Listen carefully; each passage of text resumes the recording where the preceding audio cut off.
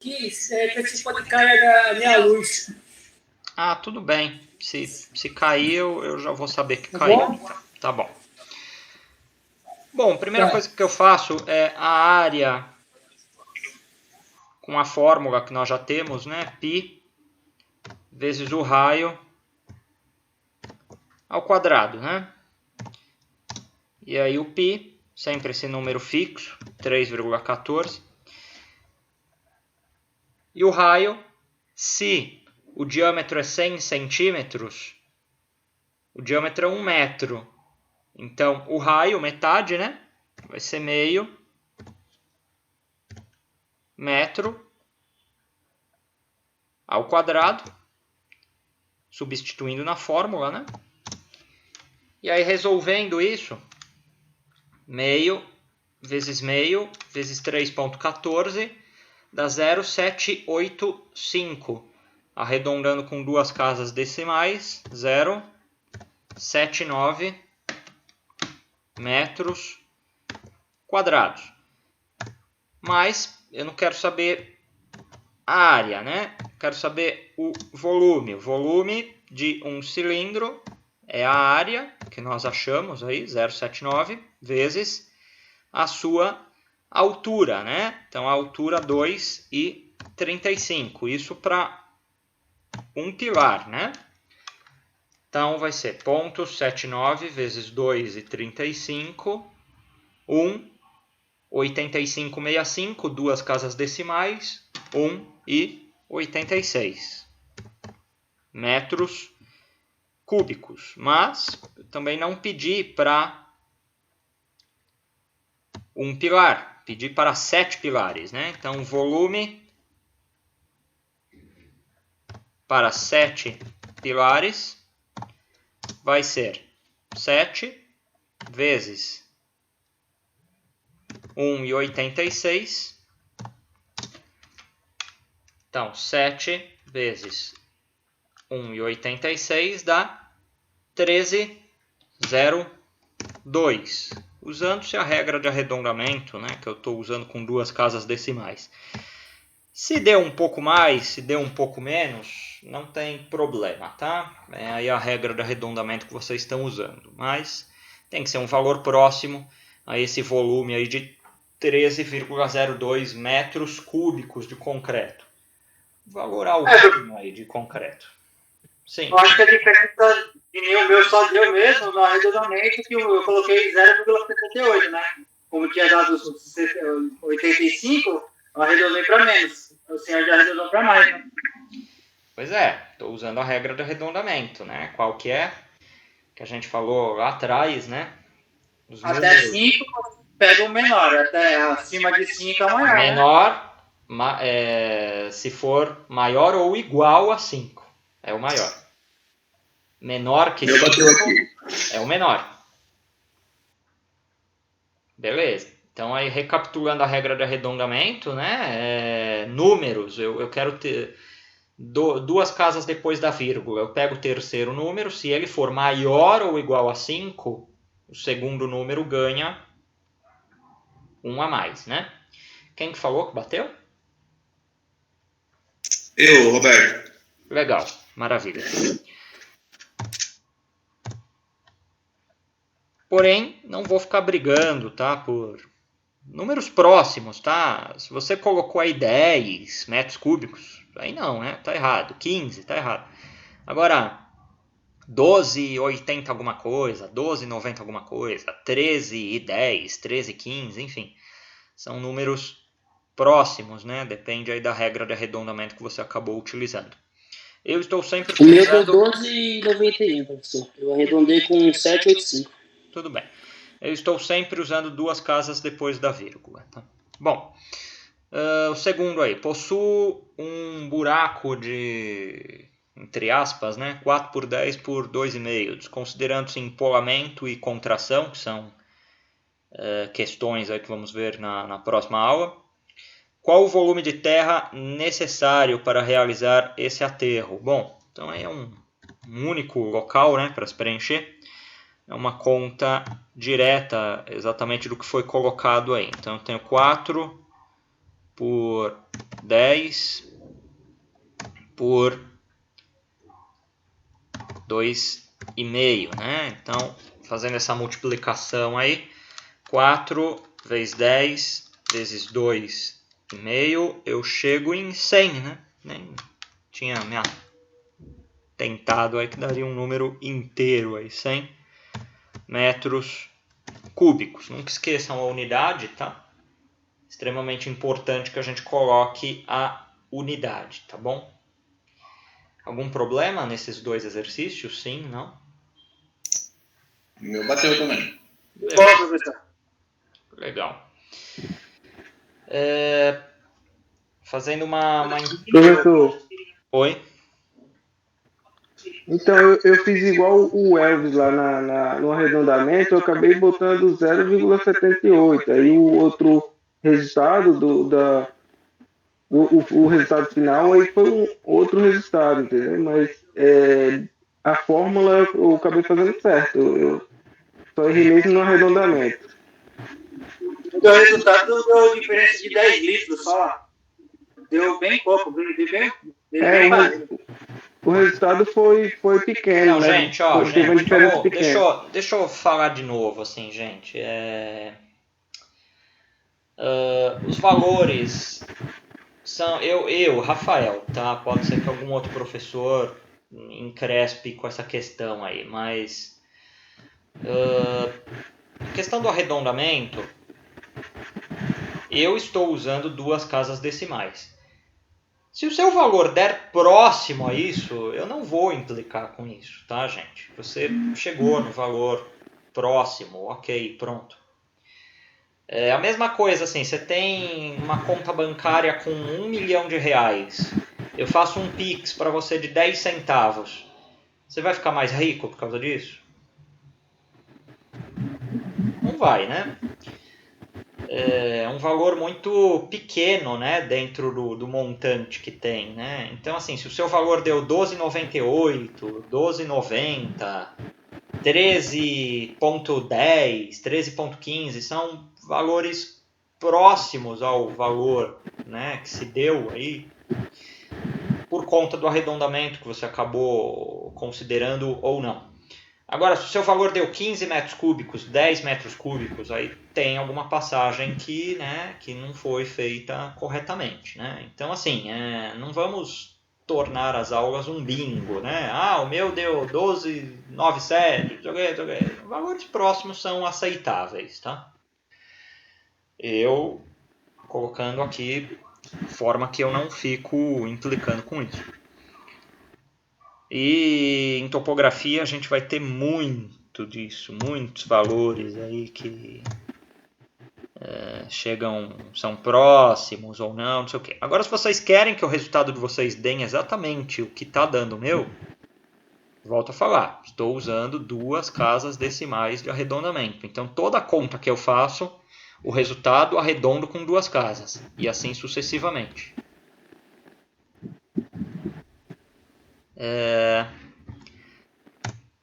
A deixar para a próxima aula, falando novamente de empolamento, né? Alguns conceitos que a gente tem que ter para a próxima aula. O solo, quando ele está lá quietinho no canto dele, eu tenho um talude, né? O que é um talude, né? Quando a gente anda nas estradas, são as encostas, que pode ser de solo, de concreto ou de qualquer outro material. Encostas de pontes, encostas de viadutos. De um modo geral, a gente está acostumado a ver em solo e aquela grama, né, que está crescendo em cima, né? Se eu dou uma escavada lá, eu vou com uma retroescavadeira e escavo, né, seja uma encosta dessa ou um terreno qualquer, eu estou tirando aquela terra do repouso e estou incorporando ar nessa terra. Ao incorporar ar, o volume aumenta, né? O peso, necessariamente não. O peso continua o mesmo. Daquela pasada que eu tirei, é o mesmo peso de antes de eu ter dado aquela pasada quanto depois. Agora, o volume ele é diferente. Então, existe aí uma questão entre, primeiro que nós temos que saber, é interessante sabermos em solos que peso é diferente de volume. Uma coisa é uma coisa, outra coisa é outra coisa, tá? Não vamos trabalhar muito com a questão do peso, tá? Nessa disciplina, né? Mas nas próximas disciplinas aí vocês vão ver, né, essas questões. O que eu preciso que vocês saibam é o seguinte, que esse volume ele muda nesse momento, nessa passagem do antes da Terra, a Terra está lá quieta, em repouso no canto dela, sofre uma ação mecânica ou manual de eu estar dando uma pasada nessa Terra, seja com a concha da minha retro, seja com uma pasada que eu estou dando, né? E eu ponho essa terra do lado desse buraco que eu estou fazendo. Esse volume de terra que foi colocado do lado, se eu for tentar recolocar ele nesse buraco inicial, vocês vão ver que aparentemente sobrou terra. Aí você fala, pô, mas eu acabei de tirar agora desse buraco, como que sobrou? A explicação é que ao eu dar essa pasada, essa enxadada, essa conchada, né, da minha retro nesse solo, eu estou movimentando esse solo, movimentando essa terra. Eu estou incorporando o ar.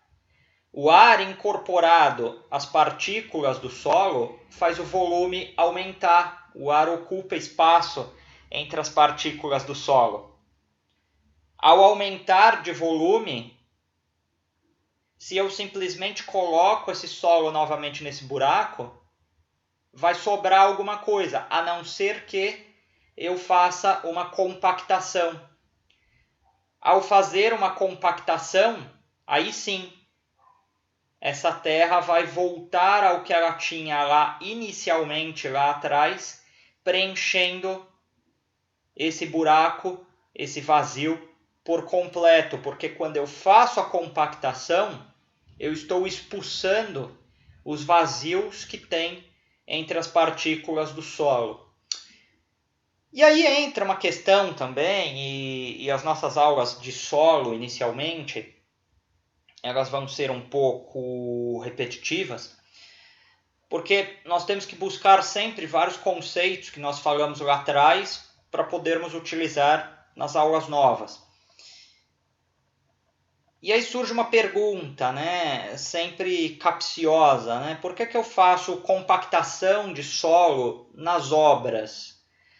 Horas, né? Eu faço a compactação justamente para tirar o vazio dos solos, e um solo mais bem compactado, ele tem menos probabilidade de ter aquele processo de erosão, aquele processo de afundamento que nós vimos na nossa primeira aula, na segunda aula, na verdade, que as areias sofrem esse processo muito, né? Porque elas não são coesas, né? Lembra que nós vimos lá o que é coesão, né?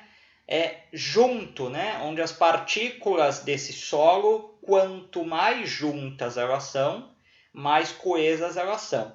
Quanto menos coesão eu tenho, maior é a probabilidade de um recalque. E se eu faço uma boa compactação,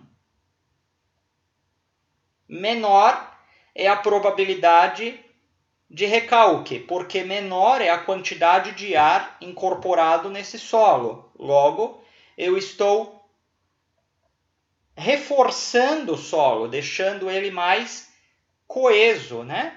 E aí, consequentemente, qualquer coisa que eu colocar em cima dele, qualquer coisa que eu tiver que andar em cima dele, digamos que a gente esteja fazendo uma estrada, uma rodovia, né?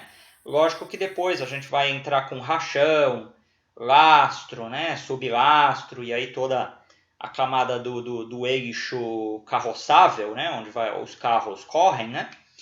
Porém, eu tenho que ter uma boa compactação lá naquela base, para evitar que eu tenha declives, recalques, a criação de bacias nessa minha rodovia. É extremamente comum nós vermos, principalmente se são rodovias de asfalto, né, de betume, bacias, né, onde tem um acúmulo de água, onde trafegam veículos muito pesados, aqueles corredores de ônibus onde só passa ônibus, a gente vê às vezes um afundamento, né?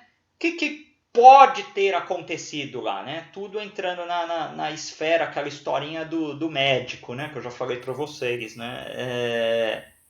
A distância, né? O que pode ter acontecido? Uma das coisas que pode ter acontecido é uma má compactação da base, da onde foi feita essa estrada, né? Essa avenida, essa rua, que seja. E aí, com o tempo dos veículos passando em cima desse local, pelo peso dos veículos que passam, eles vão forçando esse solo que está lá embaixo no lastro, no sublastro, e o ar que está lá incorporado, ele vai saindo,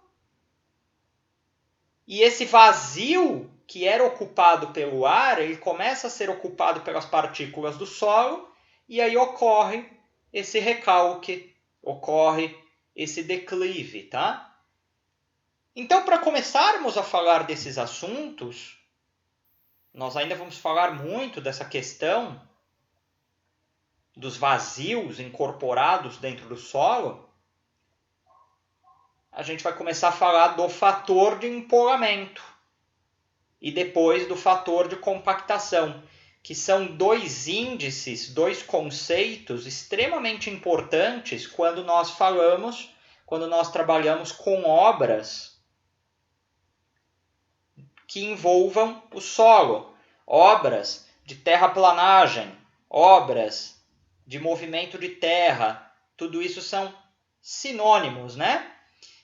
E o pontapé inicial para se falar desses assuntos, o pontapé inicial para se trabalhar com essas questões, é exatamente esses cálculos de volume, que pelo que eu estou vendo, está todo mundo aqui levando tranquilo, né, de uma forma sem maiores problemas. E aí na nossa próxima aula, a gente vai começar a introduzir essa questão de empolamento, essa questão aí de compactação, para poder entrar mais a fundo, né, nessas questões aí de até mesmo da própria coesão que nós falamos na aula passada, desses fenômenos que podem ocorrer aí de rebaixamento, de criação de uma bacia numa estrada, numa rua, numa avenida, e claro, né, de recalques em prédios e afins, né? Dá pra gente falar um pouco de cada uma dessas situações. Alguma colocação, alguma questão aí de todo esse bate-papo aí que nós tivemos inicial, né, ao falar-se inicialmente de empolamento, de compactação? Tá tudo ok, esses termos que eu estou falando? Todo mundo está conseguindo enxergar? Como que vocês estão? Sim, professor. Boa, professor. Tranquilo, professor. Sim, quem quer perguntar? Que tem alguém querendo perguntar. Eu. Na compactação, então, é o esvaziamento das partículas, né? Só para ver se eu anotei direito aqui. Isso, veja bem, né?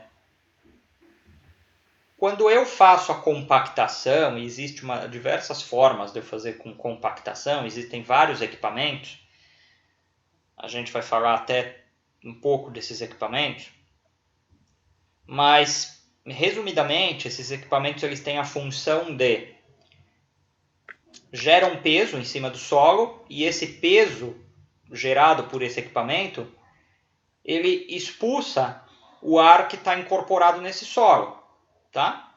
Então, assim, quando eu vou compactando... Você fala socar a terra, né, professor? Sim, né? Vamos chamar um sinônimo aí de compactar e socar, mas sempre lembrando aquilo que eu falo, né? A gente está buscando nossos termos técnicos, né?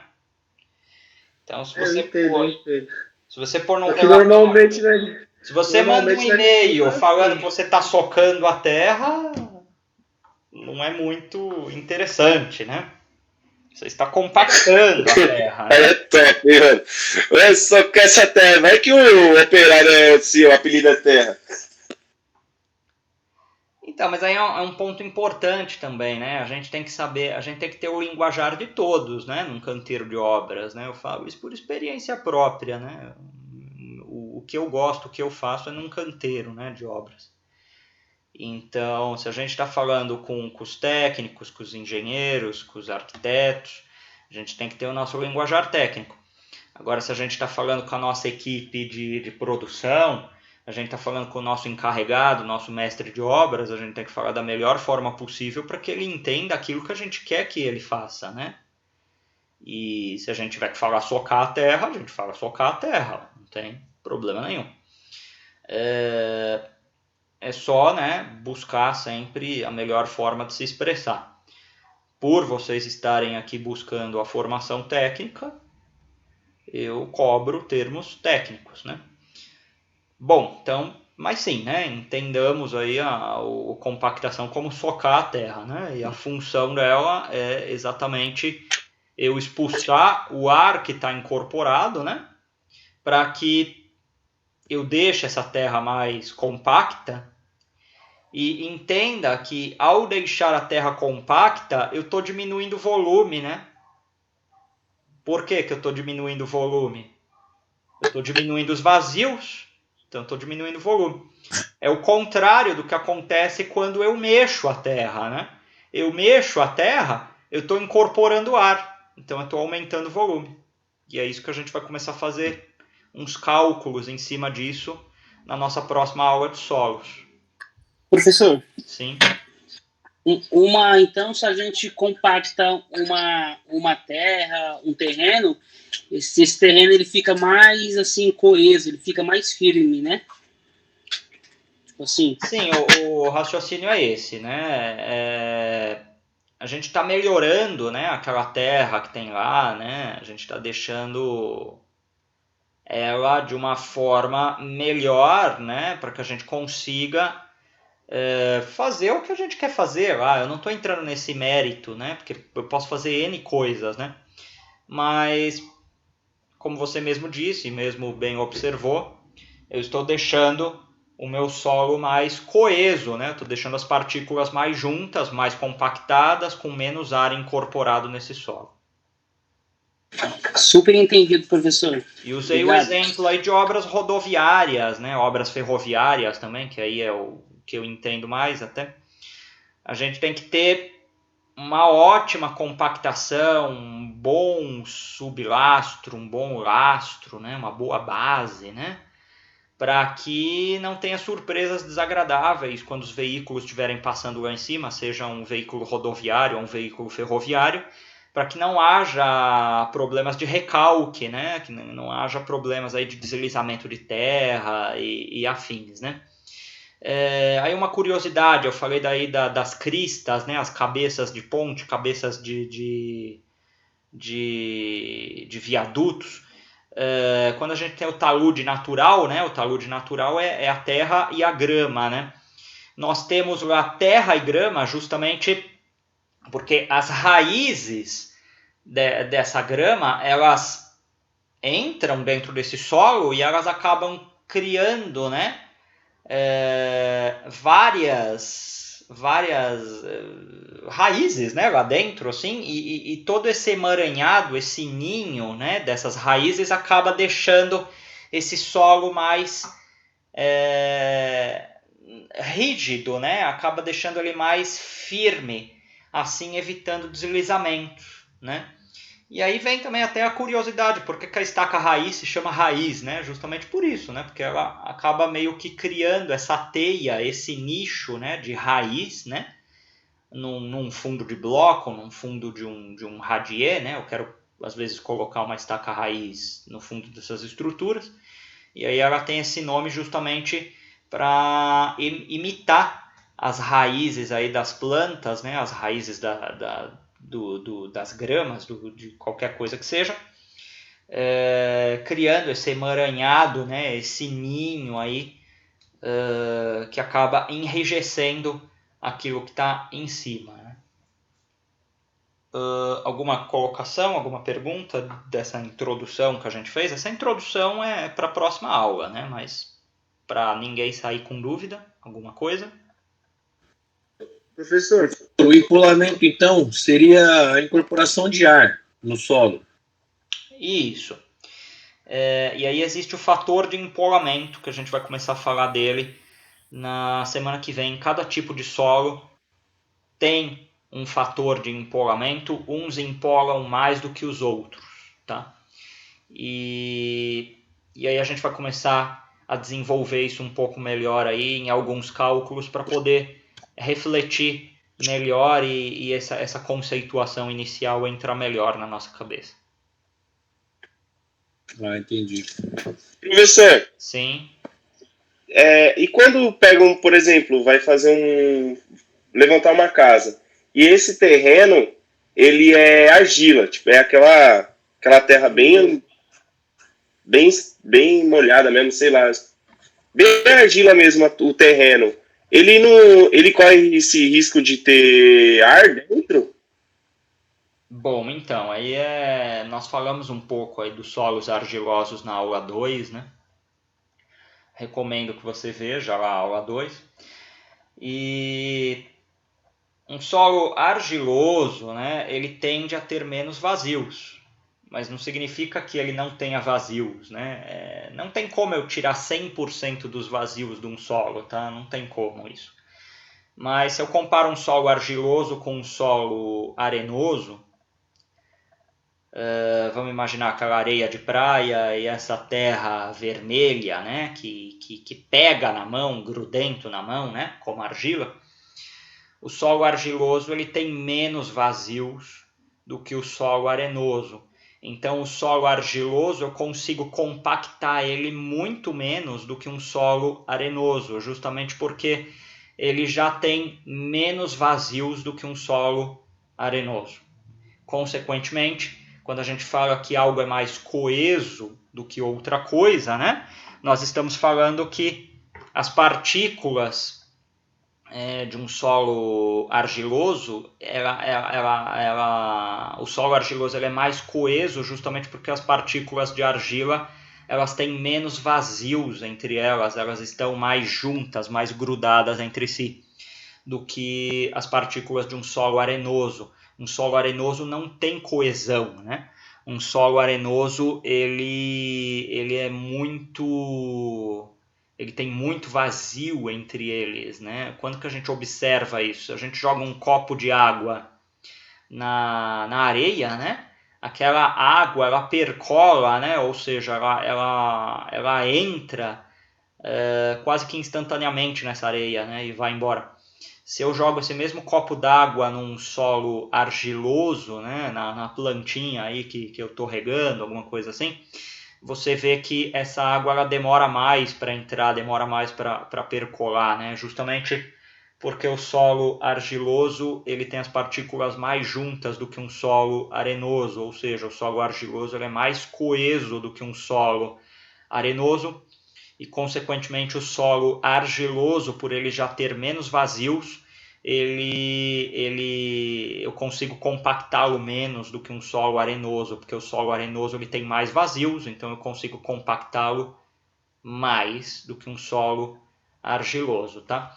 Claro que se é só areia, né? Imagina a areia da praia, né? Não adianta nada eu ficar compactando. A gente viu isso também na nossa aula passada. Eu tenho que ter um confinamento para que a areia não sofra deslizamentos e recalques, né? Isso a gente viu na aula 2 e veremos ainda muito aí mais para frente, né? As aulas elas acabam meio que se complementando. E recapitulando também, vocês que estão vendo essa primeira aula de solos comigo, as minhas aulas são muito faladas, né? Eu falo muito, né? Eu gosto de falar casos, histórias, curiosidades, e esse é um dos objetivos da aula, né? Então, assim, perguntem, anotem aí alguma coisa que vocês acharem interessante, tá? Então, as nossas aulas eu gosto muito de trazer, propor um bate-papo, principalmente trazer um pouco da vivência minha e, claro, a vivência que vocês têm também, né? Uma troca de experiências, né? E aí uma coisa que eu não lembro se eu falei esse semestre, mas eu acho que eu devo ter falado, eu sempre falo, eu não encaro vocês como alunos, né? Mas como futuros colegas de trabalho, né? E aí essa experiência aí que todos têm é sempre produtivo aí a gente fazer esse intercâmbio aí de experiências. Bom, algo mais? Alguma colocação? Professor, Sim. Entendeu? o que é mesmo empolamento? Muito bem, vamos lá, né? A gente vai falar mais a fundo na aula que vem, mas a gente pode entender o empolamento como a incorporação do ar no solo. Então, assim, o solo está empolado, né? Ou seja, esse solo tem muito ar incorporado.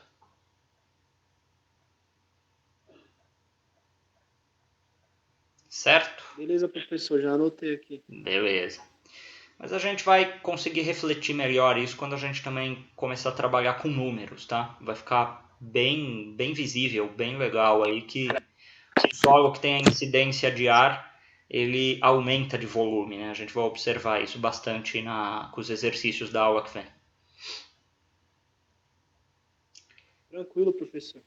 Bom, senhores, algo mais?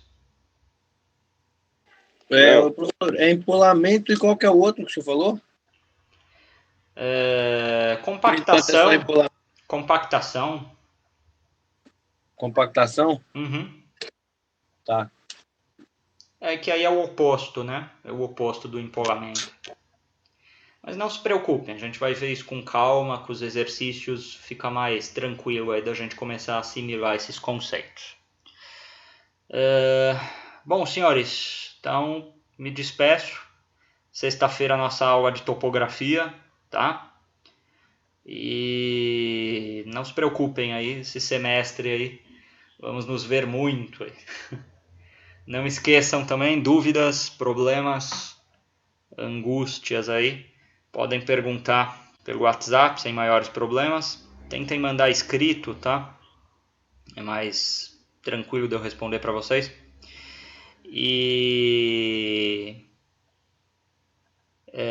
as dúvidas técnicas referentes a acesso aqui no Google Meet, referente principalmente o acesso na nossa plataforma do EAD Box, perguntem para as meninas lá da secretaria da escola, tá, gente? Não vamos deixar as aulas acumularem. Em cada aula eu coloco uma atividade para vocês fazerem, tá? Hoje não vai ser diferente, eu vou colocar uma atividade. Eu ainda não lancei lá a aula 4, né? Mas amanhã cedo eu já consigo lançar. E vamos tentar deixar tudo em dia, tá? Para não virar uma bola de neve. Agradeço a presença de todos, tá? Tá tendo um caminhamento bacana, um caminhamento legal. Espero que vocês estejam gostando aí e vamos trabalhando juntos aí para todo mundo atingir o objetivo aí que vocês falaram para mim, os seus objetivos, tá bom? Então, um forte abraço aí para todos e até sexta. Forte abraço. Boa noite. Beleza? Boa noite, professor. Ô, professor, boa noite. Boa noite, até amanhã. O João mandar o. João, manda a presença quando você desconectar aqui, tá? Manda a sua presença.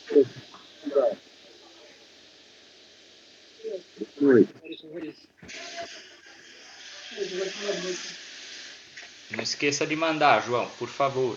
Tchau, um abraço. Ok. Até mais. Até mais. E aí, Maurício, conseguiu aí calcular? Então, tá me ouvindo? Alô, alô? Alô? Ô, Crespo.